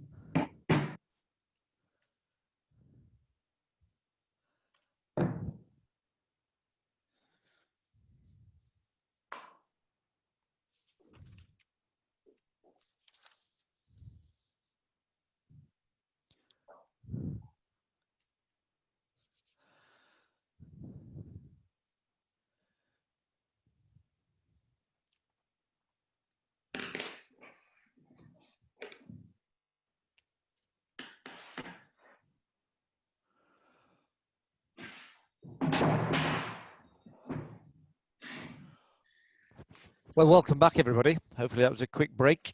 I think it's really important when we're working in this Zoom world, Teams world, whatever. We need to rest our eyes occasionally, get up, stretch, keep our well-being going. So having a break every hour or so are very, very important indeed. Otherwise, we'll all get tunnel vision, and it's bad for our posture and what have you. So I'm trying to look after your well-being, folks. So now we're moving on to closing the offsite skills gap. Set ourselves some time aside to do this. Really pleased to say we've got a really good panel again. Got Joe Dyden, who's a business manager at Build Offsite, trade body responsible for lobbying government, influencing change within the industry. Then John Hanscom, he's a partner at Akerlof. Some of you might know John from his days at Kia. He's now set out on his own with Jamie Hillier. Then we've got Charlotte Hale, who's the operations director at So Modular, based down in South Wales. Now under full lockdown, Charlotte, no doubt. So, but no doubt the factory's still running. Yes, we are, yeah. Coming to us all, I fear, soon. And over to our last speaker is Dominic Coyne, who's a director at Build Space. And so if I just get you all to say hello, starting with Joe first of all, and then move on to John. Thanks, Ian. Morning, Joe Dye from Build Offsite. For those of you who don't know who Build Offsite are, we're a lobbying, research, networking group seeking to deliver positive permanent transformation of the UK construction sector, in particular in relation to pre-manufactured solutions and offsite. Thank you, Joe. And moving on to John. Morning all, I'm John Hanscom, partner at Akerlof. We're a consultancy that specialise in modern construction and offsite, but not on the necessarily on the materiality side, so whether it's precast or timber volumetric, but on helping clients link what they're trying to get out of construction and make sure that their values are linked to the outputs. So yeah, that's us. That's that focus on outcomes we were talking about in the first panel. Yeah, absolutely. And Charlotte, over to yourself. Hello, I'm Charlotte Hale, said Operations Director. We're a timber frame modular structures company based in South Wales. We concentrate on sustainability and innovation in the industry. And our aim is to sustainably redefine the construction industry with timber solutions. Excellent. Looking forward to hearing your input later on. And finally, over to Dominic. Yes, good morning all. My name's Dominic Coyne. I work as a director of Build Space. We are a bit out of the norm. We're a recruitment consultancy focusing on off-site construction builds. We've been working the market for about 10 years or so and work on both production and delivery vacancies. It's been quite a change, and we're just trying to do our bit to sort of upskill the market, and our sort of time with the School of Sustainability has helped with that. Thanks, Dominic. So as per session one, we've got a few questions for you to the audience out there. So if we move on to the next slide, please. Yeah, there we go. So if you want to go back to your phones, menti.com, and type in 37 40 76 5. If you're already in it, you shouldn't need to do that. But a little bit of thinking around that. Which job functions in construction most need to know about offsite? So you've got them to rank in order. So you'll get what should be the first out of those there's 6 different job functions we put there, but we put another category in case we're missing one of those. So we've got site managers, project managers, QSs, procurement, logistics, designers and architects. So if we're ranking them in order of the job functions which need to know about offsite, which would you put first?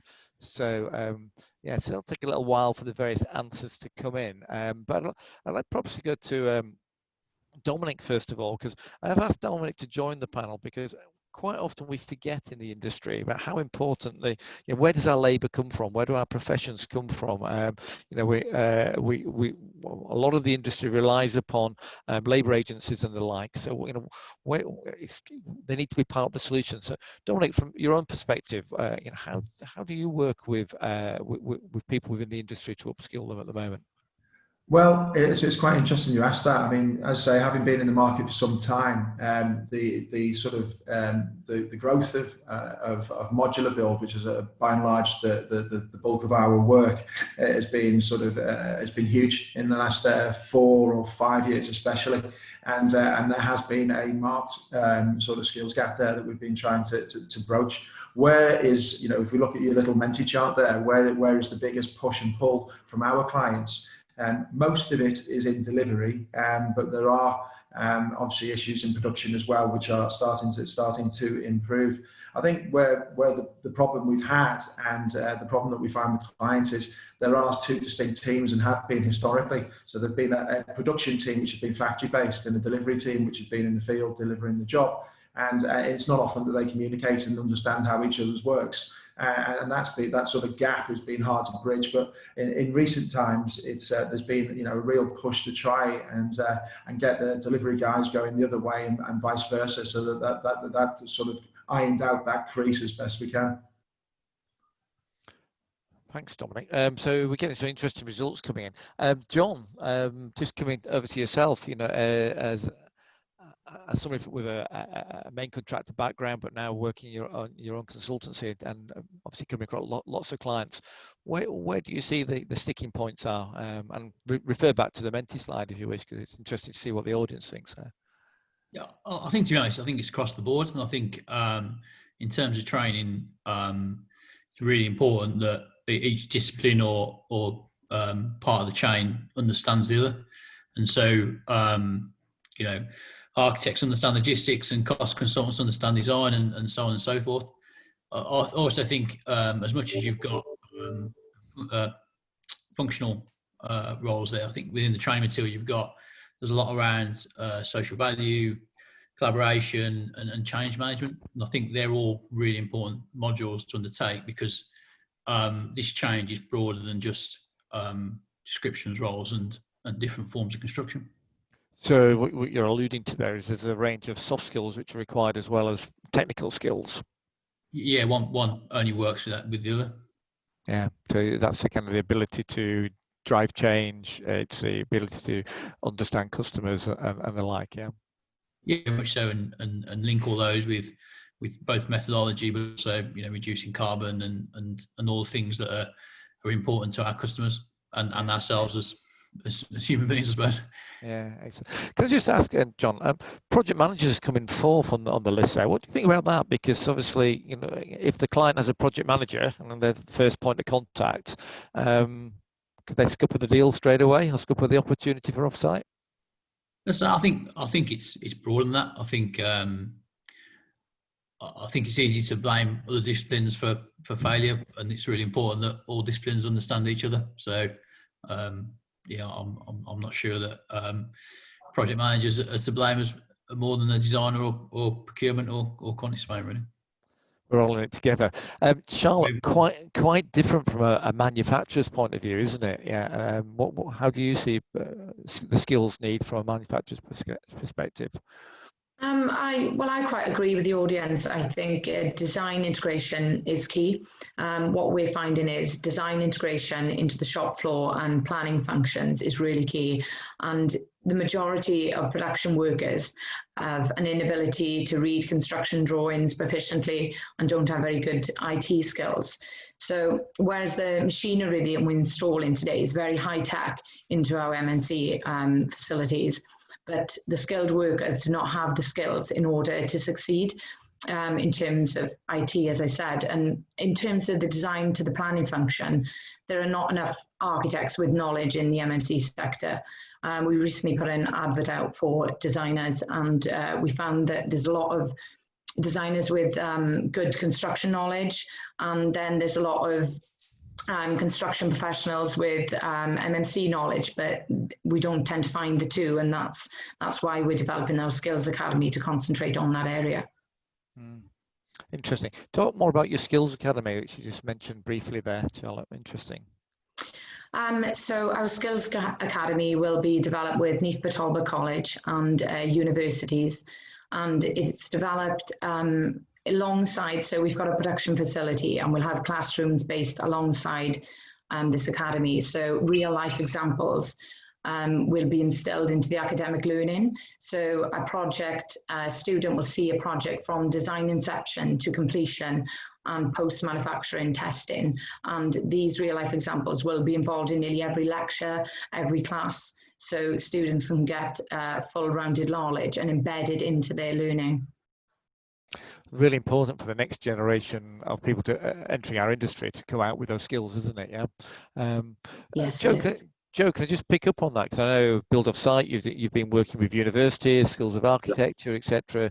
What challenges do you see there about the next generation of people coming into our industry? I think there's a particular challenge around, well, for want of a better phrase, the millennials and the next generation of talent coming through. I think it's, and to pick up on some points that you and John mentioned around the cultural mindset, this isn't traditional construction. The lines are continuing to be blurred between construction, manufacturing, engineering, these high value industries. The developed involvement of technology and the increased use of technology within the process will attract that generation. I think as a sector, we don't do a great job of marketing and promoting the benefits of offsite in terms of how it differs from traditional construction. You think about the use of social media accounts and the like now, which should be used to attract new talent. But I think there's, as the Menti graph shows, I mean, it is across the board where we need to upskill, we need to train new people, we need to attract new talent. And I think things like the Offsite for Everyone, where it's taking a much more robust, standardized approach to training than we've probably ever seen before, for a sector that prides itself on collaboration, repeatability, standardization. It's satisfying to see that beginning to move into the training domain now as well. Thanks, Joe.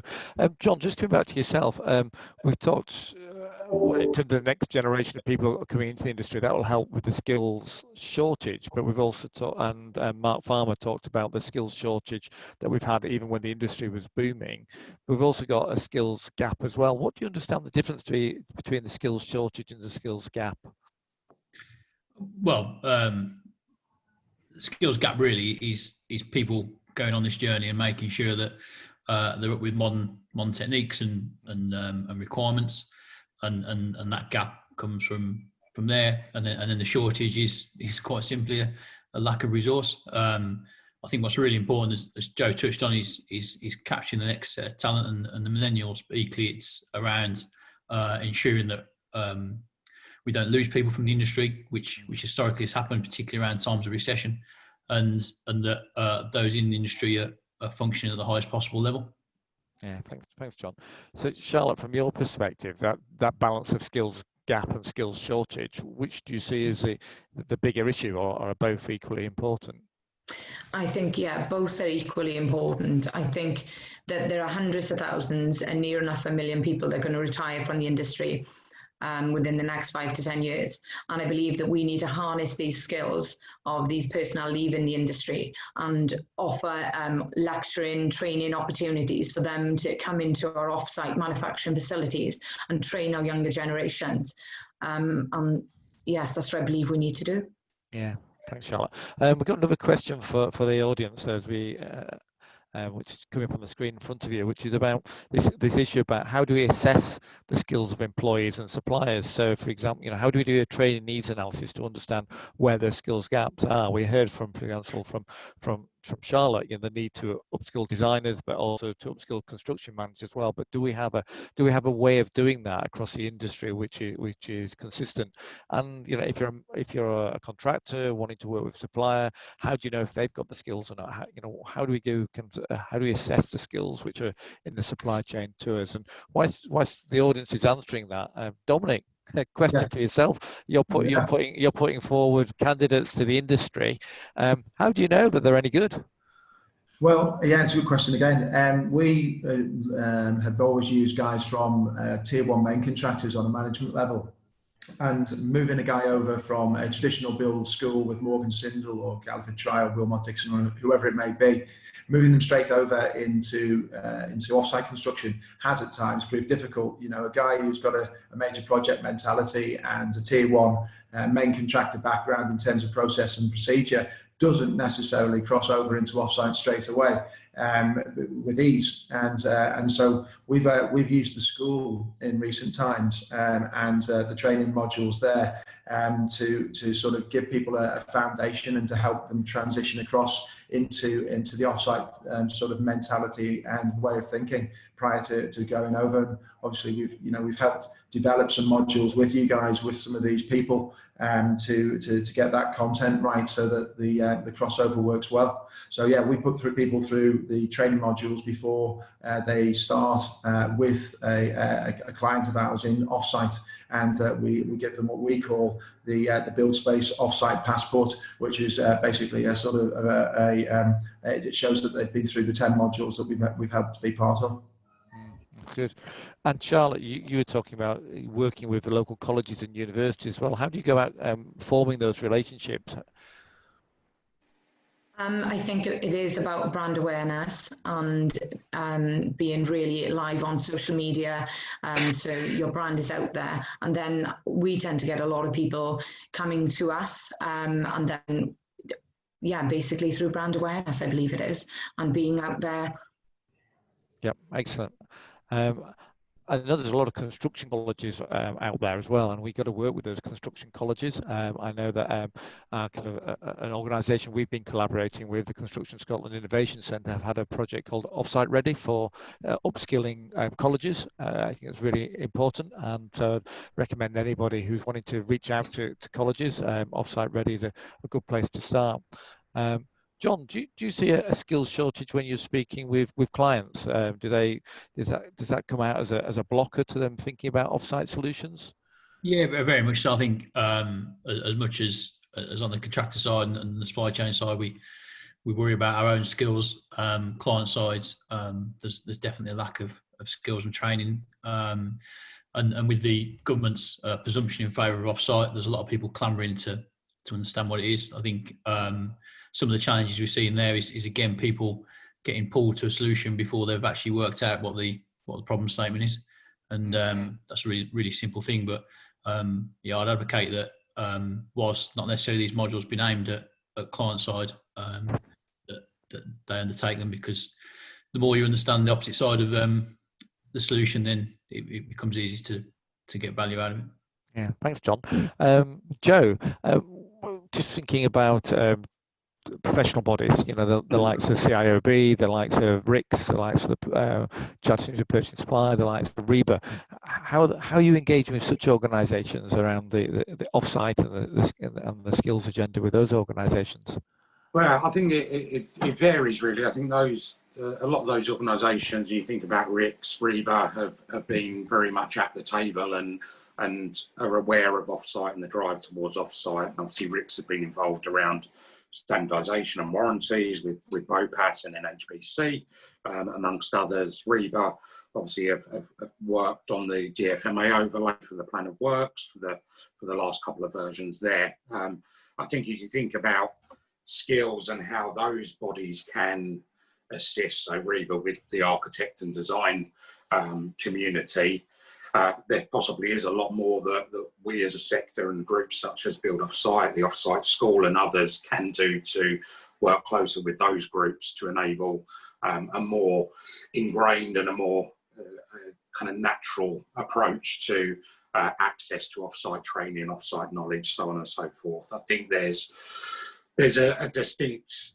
gap between how those professional bodies approach offsite from their particular discipline, but how that then maybe relates to, we think back to the last slide and I think comments John made about how all of those disciplines need to connect and need to work alongside each other. Actually, how does the role of the architect in an offsite project need to fit alongside the role of a QS or a cost consultant is something that I think the sector needs to look at addressing. Thanks, Joe. I've just put in the chat, everybody. The smartconstructionnetwork.org.uk has recently been launched, and that's if you wanted to reach out to local organisations, local universities, local colleges who have expertise in this area, who have those sandpits for innovation and R&D and what have you.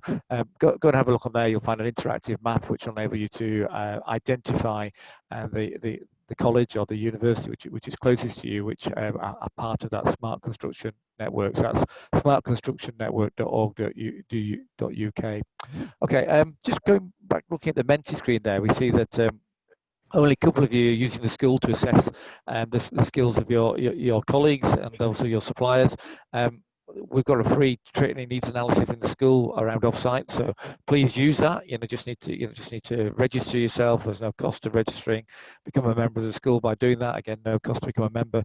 You can then go on and do the online assessment, and you'll get an adapted learning plan comes out of that as well, based upon where you have weaknesses at the moment. So please do use that. For those of you who have your own internal processes, great that we've got a process in place. It's really important that we've got that, because we need to have a common way of assessing skills so we can talk the same language about where those gaps actually are. Because the frustration I have is that we have a talk about the skills shortage and the skills gap, but we often don't know where is the actual gap, what bits of knowledge are actually missing. The training needs assessment that we've got within the school enables you to identify where those gaps in knowledge actually are. So conscious that we've only got about 7 or 8 minutes left with the panel. Just if we move on to the next question, we're going to invite questions from the floor, actually. So what questions do you have for the panel? And there's no doubt back to you, Menti, to type those questions in. But one question we were having before was around health and safety and the drive from Hackett and the like. What technical skills, Joe and John, probably to start with, what technical skills around materials choice and installation of the various materials and systems that we use do we need to get that health and safety bit absolutely right? So first question to Joe, and then move on to John. Yeah.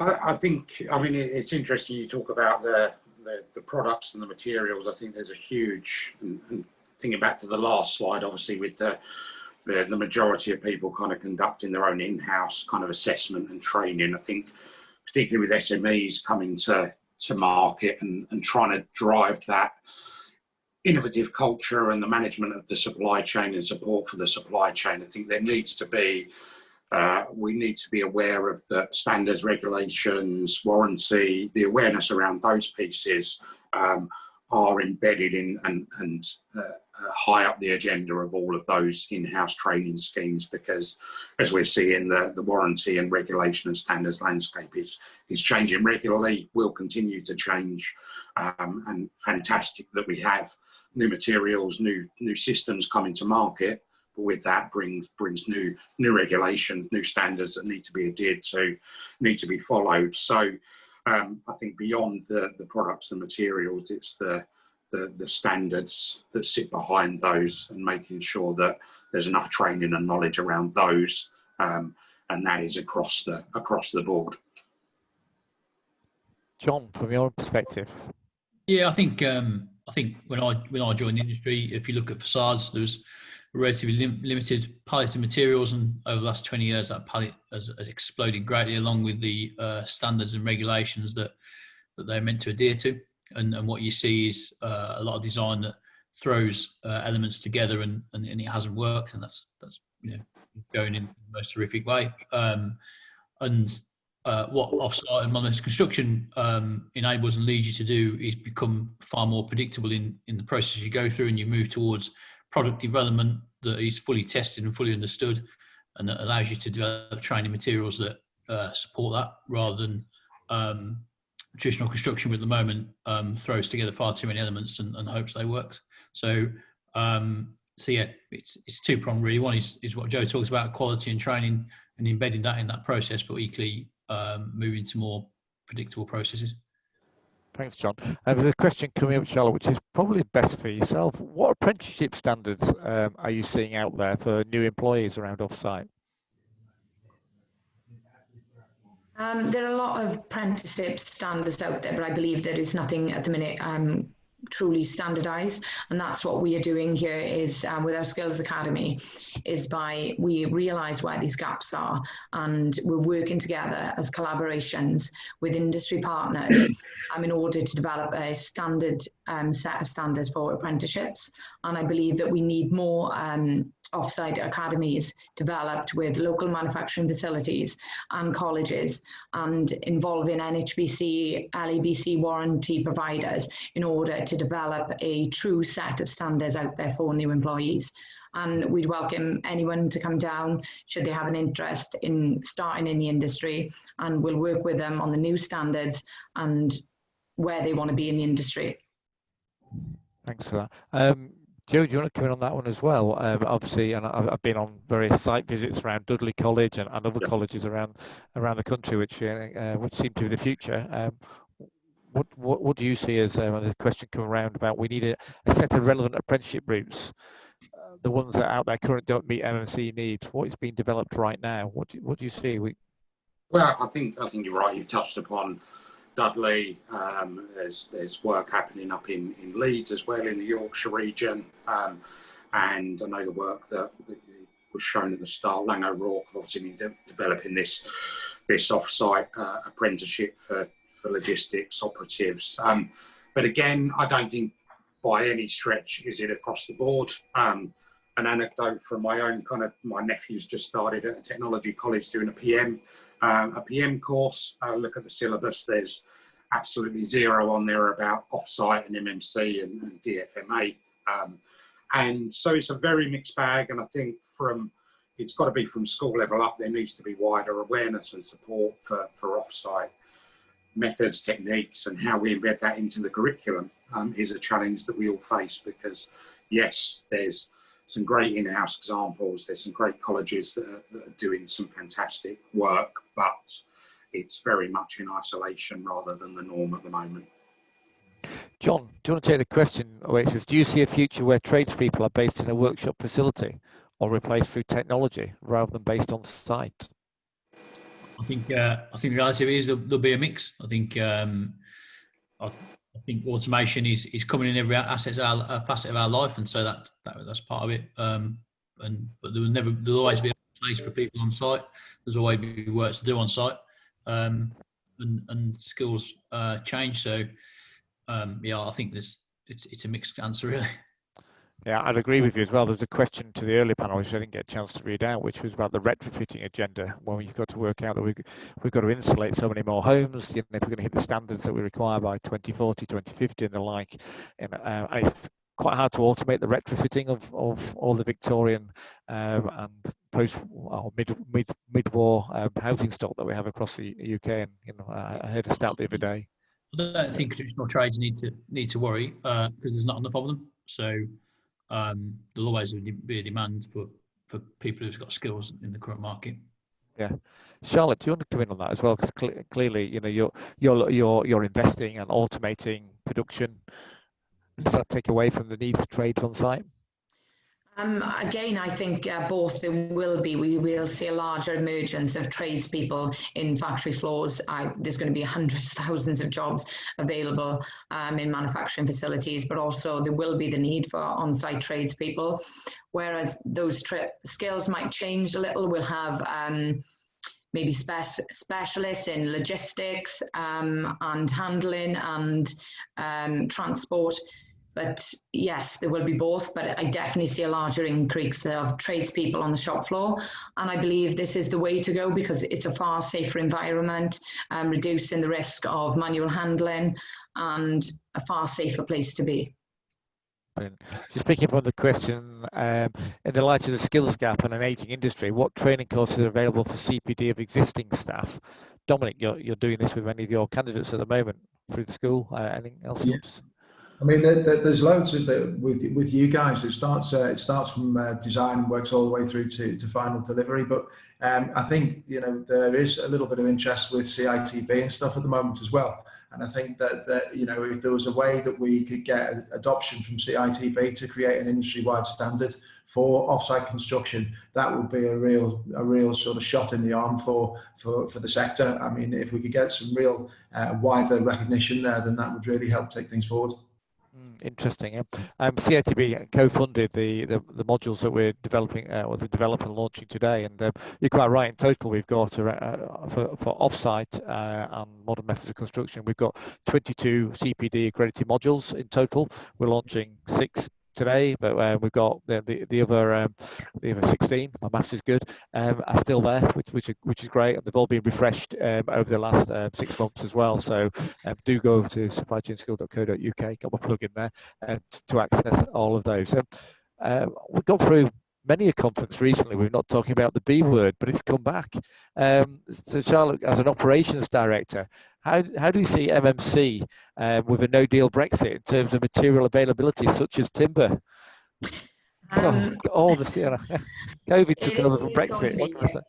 Yeah, I know. It is going to be a nightmare, but I think what is going to help in aiding us all sourcing locally, which is needed to help an economic downturn that we are going to undergo. And yes, I encourage everyone to buy more locally, but we've started to develop as a company partnerships with local suppliers. And I think that's key. We all need to look what's around us. It may be a little more expensive, but that is going to be the safe place to turn. Yep, absolutely. John, do you want to come in on that as well? Are you getting this question from clients about material availability? Yeah, Brexit?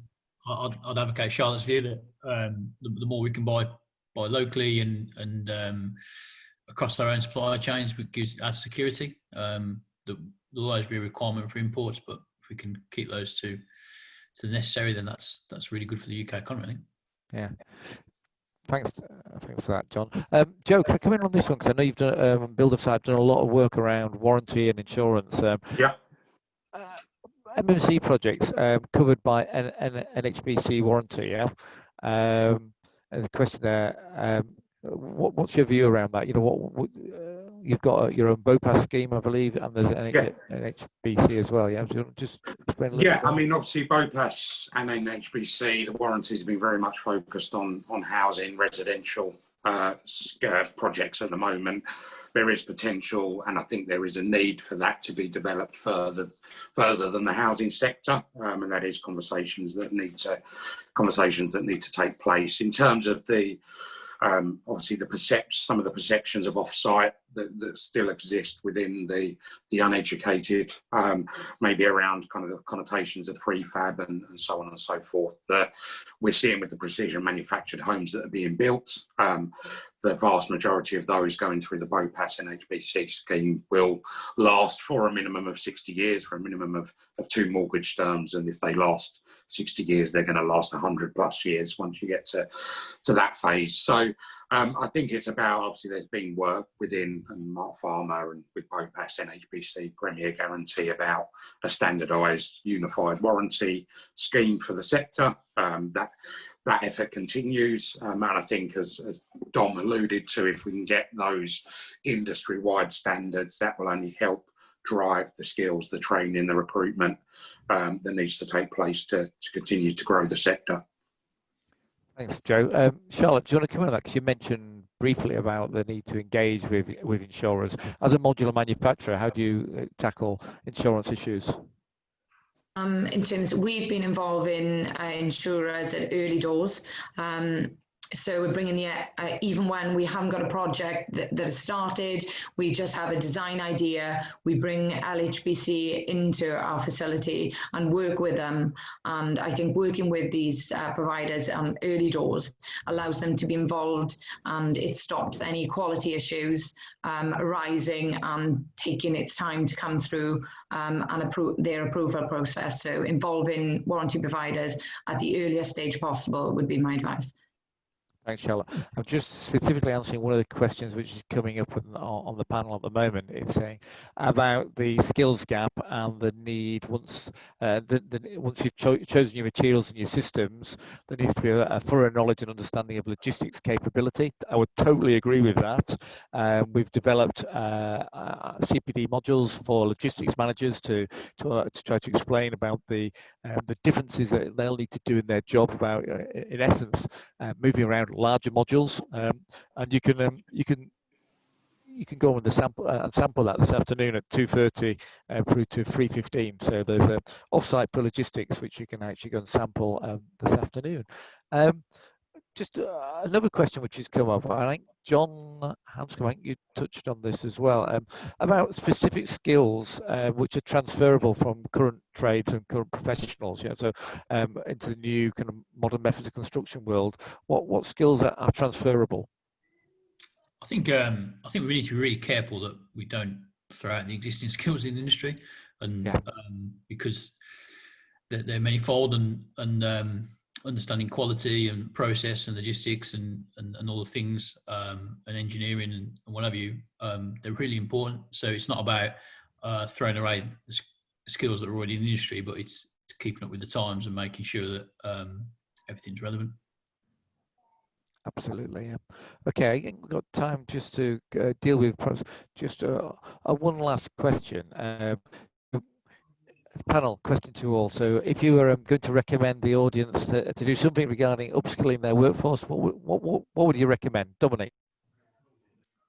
Definitely promoting the apprenticeships that are starting to kick around. You know, if we get in young with the next wave, the next generation of construction professionals, that would be great. And as Charlotte mentioned before, at the back end of people's working career, with so many people dropping off or due to drop off in the next couple of years, harnessing that know-how and making sure that it doesn't drop off without being put to use. Yep, excellent. Charlotte, if you had to say one thing in the skills agenda?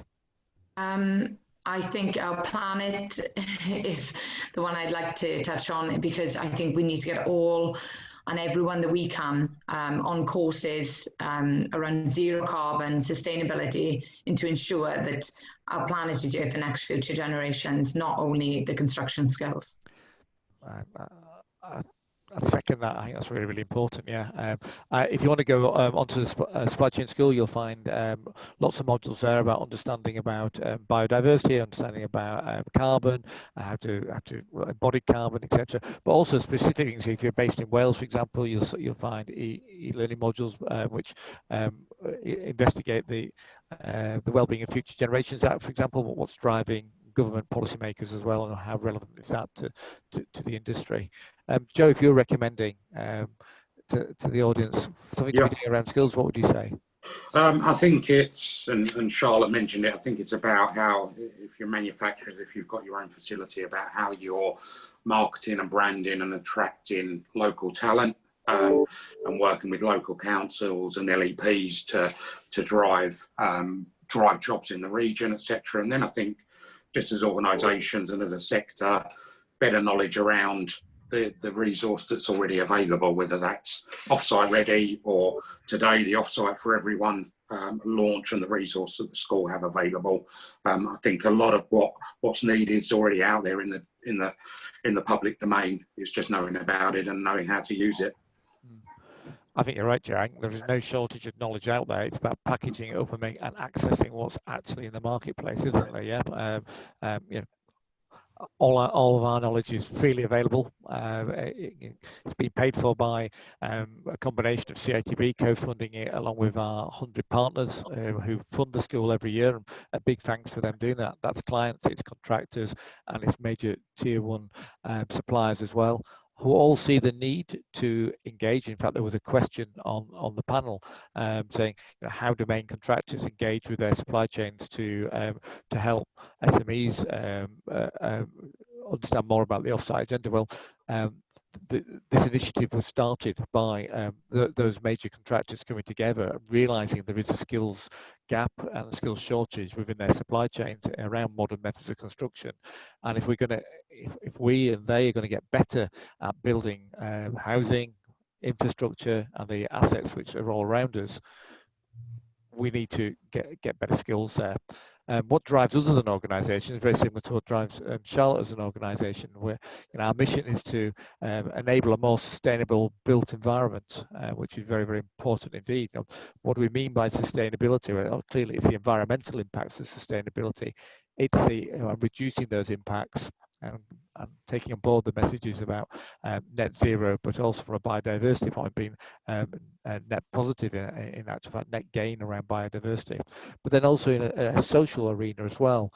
We see policymakers, public sector, planning organisations asking the developers and the clients to actually ensure that we are creating more social value with the building projects that we're involved in. So we need to understand the social drivers as well.